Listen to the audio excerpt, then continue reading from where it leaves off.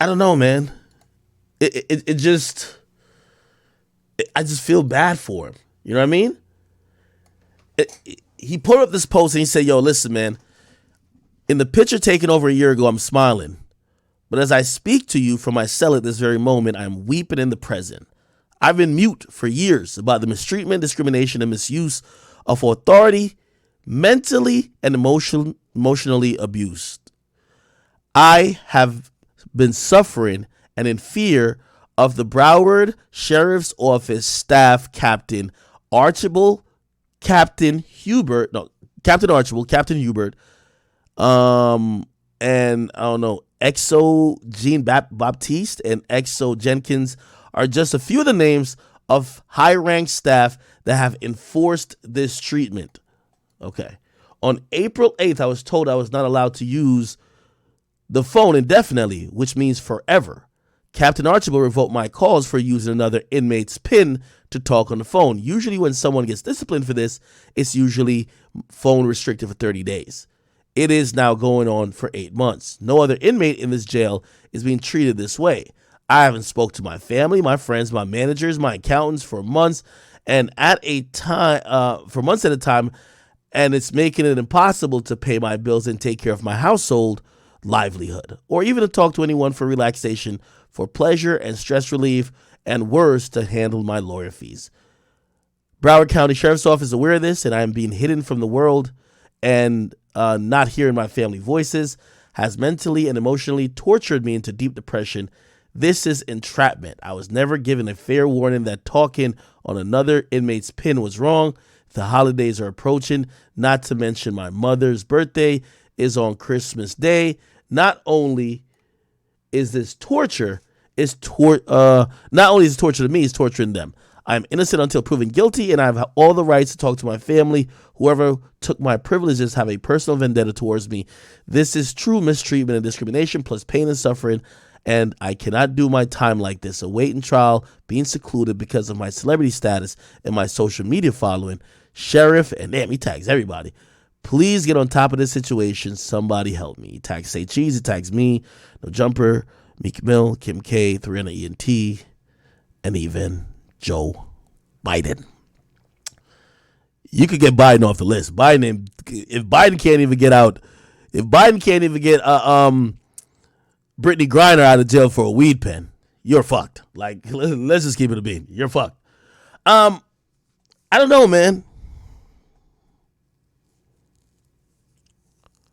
Obviously, the conditions in prisons, and a lot of prisons, are inhumane. A lot of the treatment in there is usually to break mentally some of these inmates. And it got to be even worse when you're being held at a jail facility as opposed to prison. What's the difference? If you're in jail, you're innocent until proven guilty. You're awaiting trial. And when some of these tactics are done, it's meant to break your will. I think that's horrible. Yeah, I send my prayers out to him. Obviously, I know some people are gonna say, "Well, please don't sit here and be like, yo, you just empathize with this dude. He's accused of killing 2 people," and I think that's where it becomes difficult, right? Because if you're accused of that, and granted, he might be fucking innocent, right?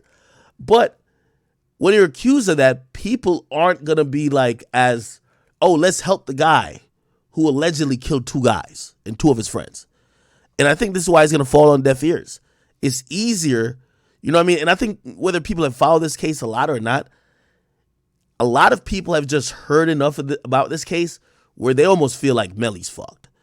Like, if you hear in popular culture, people just rap about, people use, if they're like, yo, there's a drill rapper that'd be like, yo, EBK, something like, I'm whatever, like Melly.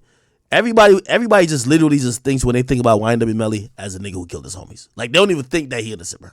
Unfortunately. And I think that probably is, not helping the situation, because let's be honest, it depends on the crime you're charged with and also your face card why people would help you. I'm going to be honest with you.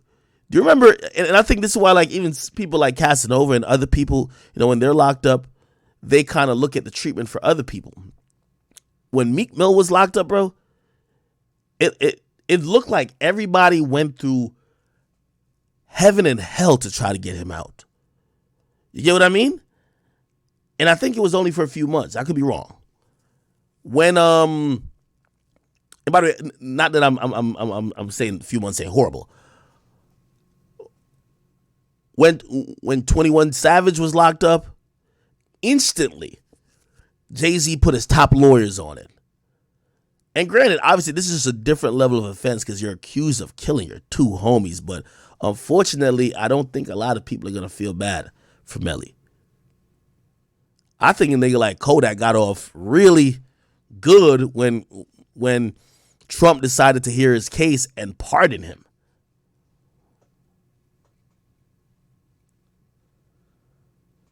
To this day, the whole Melly situation just don't make sense to me. I try to listen to everybody use these either conspiracy theories or whatever the case is, because what's glaringly missing is what's the motive. You don't just grow up with a couple of dudes, and even if you have an argument or even if y'all fall out, you don't just smoke them. Like, that just doesn't happen. You don't just be like, yo, I'm clapping my homies tonight and then I'm going to perform tomorrow. Okay? That it just doesn't make logical sense. And I think people have been trying to figure out what the motive is. And yes, there's been like, rumors like, oh yeah, they were threatening him to send third. But still, I still can't find nothing concrete that'd be like, yo, oh, okay, that makes sense. Like, think about even the Megan Tory shit. Like, when we talk about it, like, we almost damn near try to like create like a sequence of events, right? Where we're like, yo, this happened and be like, okay, we're kind of understanding how all these things led up to a shot being fired and Meg being hit accidentally or whatever. You get what I mean? And I think that's just kind of where bro, I don't know what happened with this case, man. Somebody said they came for his mom. Okay, let's use some sense. If you're in the car with your two homies, for you to kill them, bro, y'all got to be arguing. It's no way you're going to, bro, that would be just one of the dumbest murders in history. Why would you kill them right when they're sitting next to you? Also, think about this too, bro. Like, imagine if one of them had to drop on you. Like, you have to shoot two people. One to your, where they said Melly was. I think Melly was either in the back. Is it the back right or the back left? Anyway, he got to shoot one nigga in the front and he got to shoot one nigga next to him. That sounds crazy.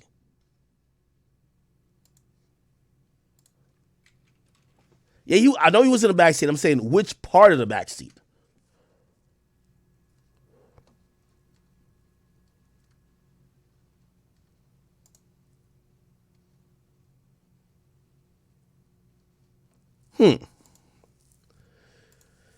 Anyway, somebody say his lawyer's working overtime. Nigga, I don't know, bro. Anyway, I feel bad for Melly. I had the opportunity of talking to Melly once, allegedly. I'm trying to get nobody in trouble. Long time ago. On the phone, and he was in jail for this current offense. And I was impressed by it, and I've still been impressed by his raw talent. The nigga sang me for like an hour straight. I've never seen some shit like this. An hour straight, the nigga performed a whole new album. And I was just like, nigga, what the fuck you get this material from? And he said, oh, I made it in here. I'm like, what? Like, what the fuck? Like, how the fuck could you just make music and know all the shit and keep it in your brain? And I do think he's just like, I think he's a creative genius. It's unfortunate some of the great minds and the great creators, somebody says, hey, yo, he's singing to you. Bro, like, Melly's an amazing artist, bro. I'm sorry. Like, if you think that's sus, whatever, bro. Bro, the nigga was hitting melodies and, like, you could tell he had maybe even if it was like you're beating off the wall type of shit, like, there was rhythm and pace to it. He just wasn't reading words or just memorizing words. There was, like, a cadence and, like put it like this. It's something where if that phone call was recorded, you could have put beats over them and it would have sounded just like which I think YoungBoy did a great job with his Still Waiting shit. Feel me? Okay. Anyway, news kind of came out today. This shit is kind of shocking. I'm gonna keep it. Yeah, this is a low one. This one is kind of shocking to me, people. I ain't gonna lie to you. Hood Rich Pablo Juan allegedly took a plea in a RICO case, and he's supposed to only serve 5 years and get the rest of the time on probation. And I'm like, wait, hold on now. That's not how the RICO really work. Ain't no RICO about to give you 15 and say, do a third and you be out. So I got to do some, like, and by the way, if you know about Hood Rich Pablo Juan, you know what I mean, he's had his, his